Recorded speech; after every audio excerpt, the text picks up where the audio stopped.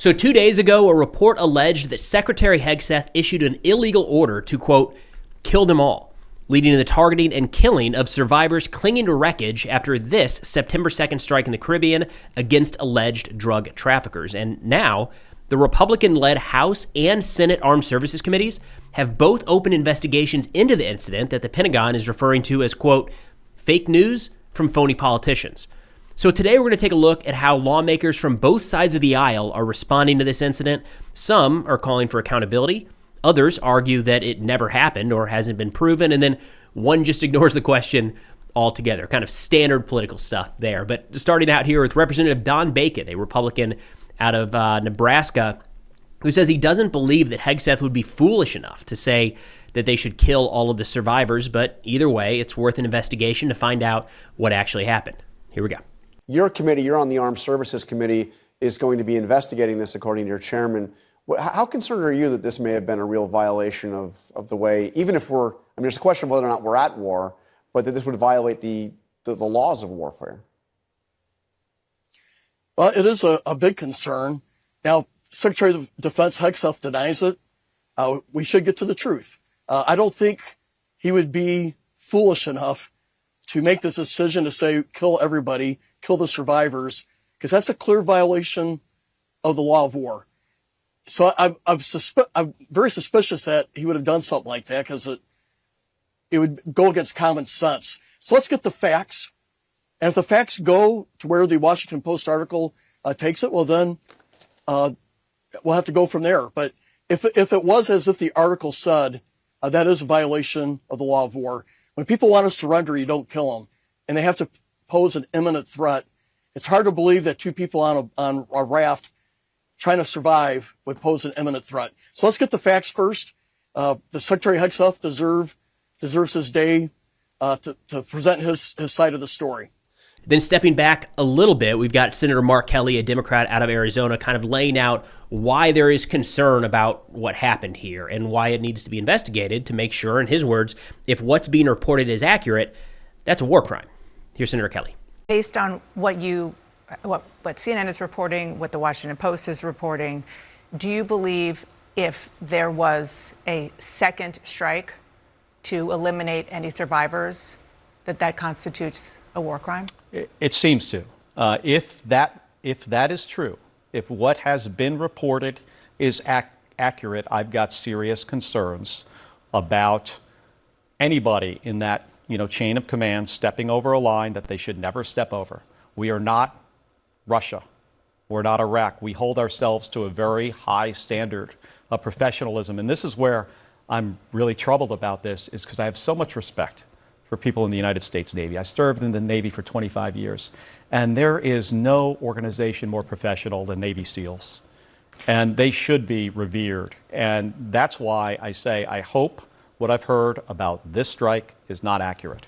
And I think one of the things that Senator Kelly hits on here that will probably resonate with the American people is the concern not just about holding somebody accountable that's in Washington, D.C., but the concern that our troops, our sons and daughters in uniform that are raising their hands, volunteering to support and defend this country, we might be putting in a tough spot. In fact, Senator Kelly has asked the direct question here, you served, if you were in this position and you received an order to carry out this secondary strike against survivors in the water, would you do it? And he just outright says no. You mentioned that you were a captain in the Navy. If you received that order, would you have carried it out? No. No, and I'm a guy who, I have sunk 2 ships. I've sunk an OSA-2 missile patrol boat in Kuwait Harbor, a Palnakni troop carrier in the Persian Gulf during the first Gulf War. I never, in that situation, questioned whether those strikes were legal. We were given an order to do this. It was a time of war. These were Iraqi ships with Iraqi crew members who posed a threat to the United States military, in this case, who they invaded Kuwait. We're trying to kick them out of Kuwait. This was approved by Congress, all of that, right? So, but if I was ever given an order for a second, I've had questions about the operation in general, and I've been saying this for weeks, putting service members kind of like, are you stepping over a line here? Is this legal? They have tied themselves in knots trying to explain to us on the Armed Service Committee how this is legal. Not sharing, all of the information either, which is really troubling.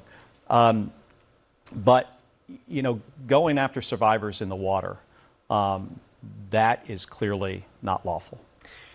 Now, a quick note there. I've seen a lot of people say, what's the big deal? They second, third, or even fourth strike on the same target when it hasn't been destroyed. We did that over and over and over again in Iraq, Afghanistan, and Syria. I took part in operations where the first strike didn't get the job done, so you followed it up with another one. Here's the deal. The law of armed conflict is different for operations on land and at sea.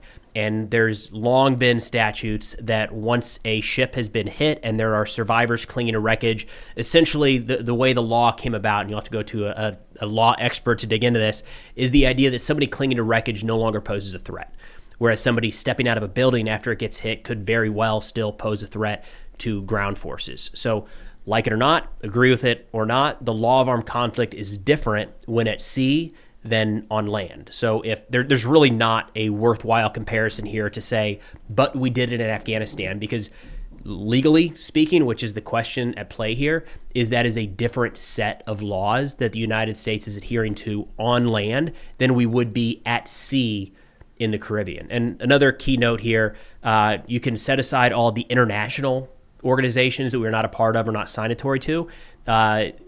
Granting quarter to those that are shipwrecked at sea that we have hit is part of U.S. law as well. So this is not just an international thing, but a domestic legal question on top of that. Now, turning over to some more comments here from the Republican side of the aisle, we have Senator Markwayne Mullen, who does sit on the Senate Armed Services Committee, so he will be one of those conducting the investigation that was just announced yesterday.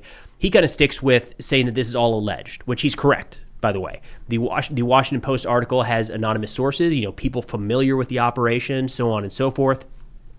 So he's kind of pushed after there's a long segment I did not include here where he just kind of hammered on the alleged piece. But he's pushed and said, if these are proven correct, do you think Secretary Hegseth should face consequences? And here's what Senator Mullen had to say about that. Okay. As part of that broad oversight process, and if they do find that the defense secretary gave an order to eliminate people who were already injured on a boat, which a lot of legal experts say is illegal. Mark Kelly was just here and he said it's potentially a war crime. Should Pete Hegseth face consequences?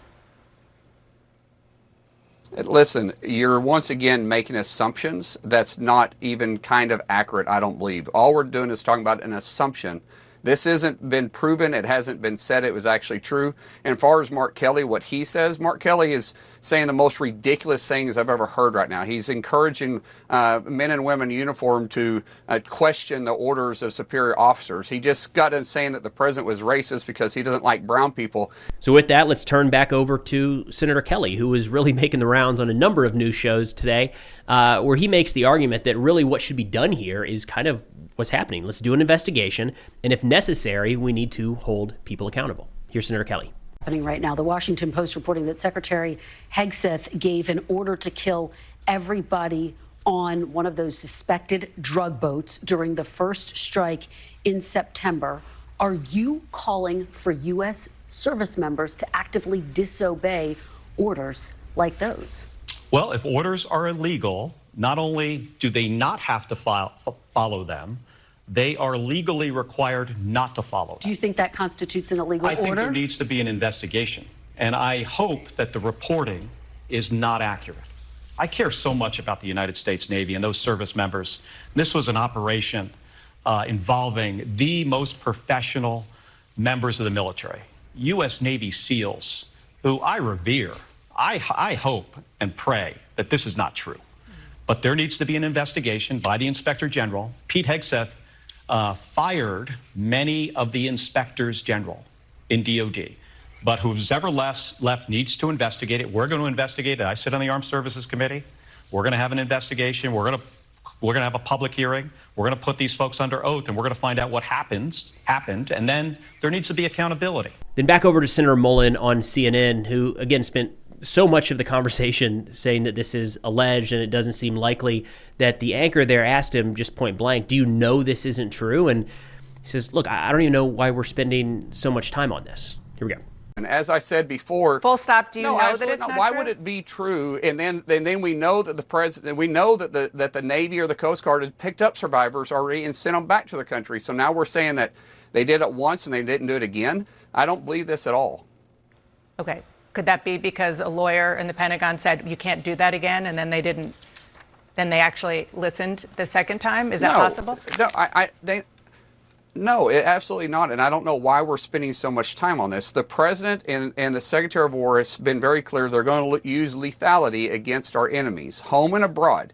This has been very clear what's going on right now, that the drug organization that is considered a terrorist organization that is flooding our streets with drugs, that's killing Americans every single day, they're being proactive on it. And then finally, we have the Attorney General Pam Bondi on Fox News today being asked the same question, the legality of the strikes, and she doesn't really answer the question directly. I'll play the clip here. Well, most of the clip. In fact, she kind of veers off right out the gate and starts talking about Memphis and Chicago and National Guard deployments in the U.S., and then comes back to operations in the Caribbean. I'm going to cut that little clip out to shorten the video a bit. But either way, here is Attorney General Pam Bondi not really addressing the allegations that could be a war crime, but instead explaining why operations in Southcom are so important right now. Here's the Attorney General. Heard that top Democrat, top Republican on the House Armed Services Committee are going to join what is happening in the Senate, a bipartisan call for more information on what's happening with these strikes off Venezuela, off the coast there. We've built up a military presence, a very strong one there. There are a number of lawmakers asking for a memo from the Office of Legal Counsel that supposedly provides the legal justification for what's going on.